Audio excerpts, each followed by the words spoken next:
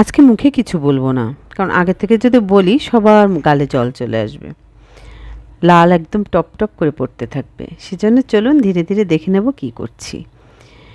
কড়াইতে প্রথমে 2 টেবিল চামচ পরিমাণ সরিষার তেল নিয়ে 2 চামচ পাঁচফোড়ন দিয়ে নিয়েছি। আগেই দেখিয়ে দিয়েছি 1 বাটি মতো রসুনের দানা খুলে নিয়েছি খোসা ফেলে, আর তেঁতুল ভিজিয়ে রেখেছিলাম 250 গ্রাম মতো, সারা রাত ভিজিয়ে রেখেছিলাম।